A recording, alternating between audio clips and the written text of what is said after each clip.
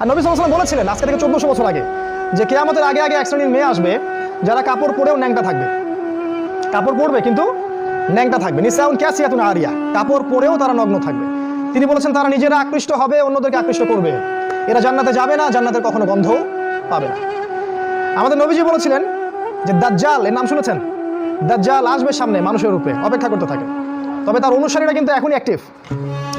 তিনি বলেছেন দাজ্জালের সবচেয়ে শেষ অনুসারী হবে এক শ্রেণীর মেয়ে যাদেরকে মুসলিমরা ঘরে বন্দি করে রাখতে পারবে না। বাপ ভাই স্বামী মিলে ঘরে রাখতে চাবে, তো ঘরে থাকো, পর্দায় থাকো, এরা বাঁধন ছিন্ন করে বের হয়ে চলে যাবে।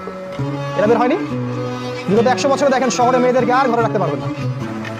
উন্নতি, অগ্রগতি, কাঁধে কাঁধ মিলিয়ে দেশ ও জাতি গড়বো, এটা স্লোগান দেয় না? দিয়ে দিয়ে সমস্ত জায়গায় আজকে ওরা ঢুকে পড়ছে।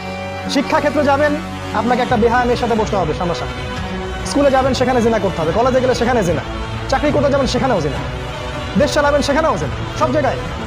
আর পর্দা তো উঠিয়ে দেওয়া হয়েছে, বলুক আর না বলুক সুকৌশলে উঠিয়ে দেওয়া হয়েছে। একটা মেয়ে যখন নিকাব পরে স্কুলে কলেজে যায়, তাকে ডেকে আনা হয়, তাকে রিমান্ডে নেওয়া হয়, তাকে জিজ্ঞাসাবাদ করা হয়, কি সমস্যা, তোমার সমস্যাটা কি, মুখ ঢেকে আসো কেন?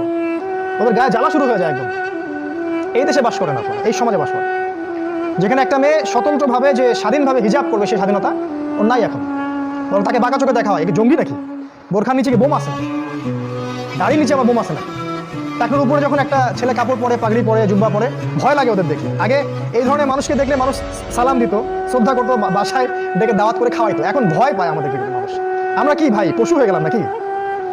এই কাজটা কে করলো আসলে? আমরা কি বাঘ ভাল্লুক? এই কাজটা করলোটাকে? এই কাজটা করেছে মিডিয়া।